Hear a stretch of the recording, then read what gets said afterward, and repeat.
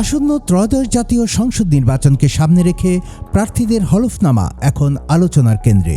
সম্পদ, আয়, মামলা মোকদ্দমা এবং ঋণ সংক্রান্ত তথ্য উঠে এসেছে নির্বাচন কমিশনে দাখিলকৃত এসব হলফনামায়। এর মধ্যে কুমিল্লার 3টি আসনে আলোচনায় বিএনপি, জামায়াত ও এনসিপির 3 হেভিওয়েট প্রার্থী। অন্যদিকে হলফনামায় কেউ তথ্য গোপন করে থাকলে সেই প্রার্থীর শাস্তি নিশ্চিতের দাবি জানিয়েছেন নাগরিক সমাজের প্রতিনিধিরা। জাতীয় নাগরিক পার্টির দক্ষিণাঞ্চলের মুখ্য সংগঠক হাসনাত আবদুল্লাহ দেবিদ্বার উপজেলা নিয়ে গঠিত কুমিল্লা 4 আসন থেকে নির্বাচনে অংশ নিতে দাখিল করেছেন মনোনয়নপত্র। হলফনামা অনুযায়ী তার মোট অস্থাবর সম্পদের পরিমাণ 50 লাখ টাকা। বার্ষিক আয় দেখিয়েছেন 12,53,539 টাকা। রয়েছে 26 লাখ টাকা মূল্যমানের গহনা। তার নামে কোনো কৃষি জমি নেই এবং কোনো ফৌজদারি মামলা বা অভিযোগও নেই বলে উল্লেখ করা হয়েছে। পেশায় তিনি বর্তমানে একজন ব্যবসায়ী। শিক্ষাগত যোগ্যতা ঢাকা বিশ্ববিদ্যালয় থেকে ইংরেজিতে MA।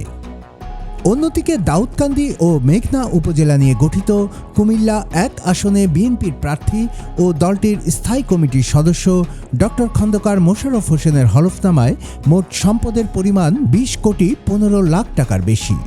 বার্ষিক আয় দেখানো হয়েছে প্রায় 44 লাখ টাকা।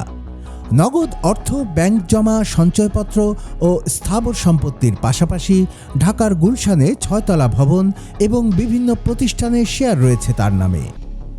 ডক্টর খন্দকার মোশাররফ হোসেনের স্ত্রীর সম্পদের পরিমাণ দেখানো হয়েছে 15 কোটি টাকার বেশি। হলফনামায় উল্লেখ করা হয়েছে তার বিরুদ্ধে দায়ের করা 14টি মামলা নিষ্পত্তি হয়েছে এবং বর্তমানে 5টি মামলা চলমান রয়েছে। তবে তার নামে কোনো ব্যাংক ঋণ নেই বলে উল্লেখ করা হয়েছে। এদিকে 14গ্রাম উপজেলা নিয়ে গঠিত কুমিল্লা 11 আসনে জামায়াতে ইসলামের প্রার্থী দলটির নায়েবে আমির ডক্টর সৈয়দ আবদুল্লাহ মোহাম্মদ তাহেরের সর্বোচ্চ শিক্ষাগত যোগ্যতা MBBS। তার মোট সম্পদের পরিমাণ 1,85,00,000 টাকা। তবে তার স্ত্রীর সম্পদ দেখানো হয়েছে 7,20,00,000 টাকা। হলফনামা অনুযায়ী ডক্টর তাহেরের বিরুদ্ধে একসময় 35টি মামলা হলেও সেগুলো প্রত্যাহার বা নিষ্পত্তি হয়েছে। আর বর্তমানে রয়েছে 2টি মামলা। তার নামে কৃষি ও অকৃষি জমি রয়েছে এবং হাতে নগদ অর্থ রয়েছে 51 লাখ টাকার বেশি। কুমিল্লা সেন্ট্রাল মেডিকেল কলেজের চেয়ারম্যান হওয়ায় প্রতিষ্ঠানের নামে এক্সিম ব্যাংক থেকে 3 কোটি টাকার বেশি ঋণ নেয়ার তথ্য উল্লেখ রয়েছে। বাংলাদেশে গণতন্ত্রের মান উন্নয়নে এই নির্বাচনকে বড় চ্যালেঞ্জ হিসেবে দেখছেন নাগরিক সমাজের প্রতিনিধিরা। তারা বলছেন, হলফনামায় কোনো তথ্য গোপন বা অসত্য প্রমাণিত হলে সংশ্লিষ্ট প্রার্থীকে অবশ্যই শাস্তির আওতায় আনতে হবে। একই সঙ্গে ভোটারদের সঠিক সিদ্ধান্তে সহায়তার জন্য প্রার্থীদের হলফনামার তথ্য আরও ব্যাপকভাবে প্রচারের দাবি জানান তারা। এই নির্বাচনটি কিন্তু একটি বড় ধরনের একটি টেস্ট কেস, তাই না? তো আমরা চেষ্টা করব অন্তত জনগণের প্রত্যাশা তো আপনার অ্যান্টি এস্টাবলিশমেন্ট ফিলসফিতে কিছুটা প্রবেশ করা। জনগণ চায় না যাক বিপ্লব হয়ে যাক, আমরা কেউ চাই না বিপ্লব হয়ে যাক, কারণ গণতন্ত্রে বিপ্লবের আসলে বিপ্লবটি গণতন্ত্রের ভোকাবুলারিতে নেই। গণতন্ত্র পরিবর্তন, রূপান্তর, সেই শব্দগুলো গণতন্ত্রের সঙ্গে যায়।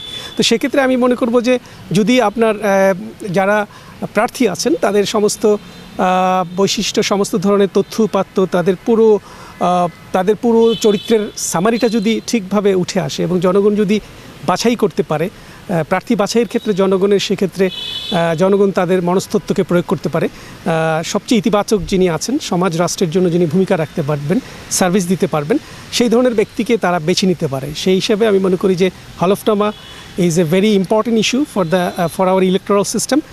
এবং সেক্ষেত্রে এটির স্ক্রিনিংটি খুব প্রপার, স্ট্রিক্ট হতে হবে এবং হলফনামার মধ্য দিয়ে যদি কনসিলমেন্ট যদি ধরা পড়ে, স্ট্রিক্ট অবজারভেশনের পাশাপাশি স্ট্রিক্ট পানিশমেন্টের ব্যবস্থাও যদি সেখানে থেকে থাকে, তাহলে আমার মনে হয় সেটি পুরো প্রক্রিয়াটি, হলফনামা প্রকাশ করা এবং জনগণের প্রার্থী বেছে নেয়, যে পুরো প্রক্রিয়া ইলেকটোরাল সিস্টেমে সেটি একটি বড় ধরনের ইতিবাচক ভূমিকা রাখবে বলে আমি বিশ্বাস করি। হলফনামার বিষয়টি নির্বাচন কমিশনের বা রিটার্নিং কর্মকর্তার দপ্তরে থাকবে।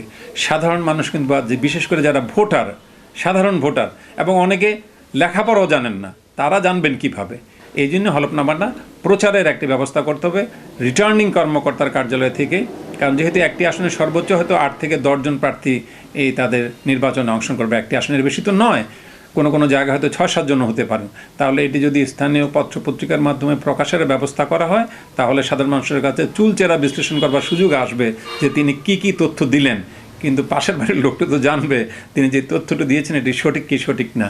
এই জন্যই এটা একটি প্রচারের ব্যবস্থা করা উচিত। তাহলে প্রকৃত অর্থে একটা ভালো নির্বাচন করবার যেই অনুষঙ্গগুলি এগুলি মাঠে উঠে আসবে এবং মানুষ বুঝতে পারবে যে এই প্রার্থীটি তার সঠিক তথ্য প্রদান করবার মধ্য দিয়ে আমাদের সামনে আগামী জাতীয় সংসদে নির্বাচন করবার জন্য তিনি এগিয়ে এসছেন।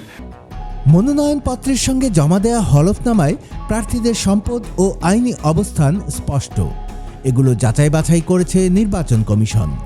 জেলার 11টি সংসদীয় আসনের বিপরীতে মনোনয়নপত্র দাখিল করেছেন 107 জন। যাচাই বাছাই শেষে 31 জনের মনোনয়নপত্র বাতিল হয়েছে এবং 76 জনের মনোনয়ন বৈধ ঘোষণা করা হয়েছে।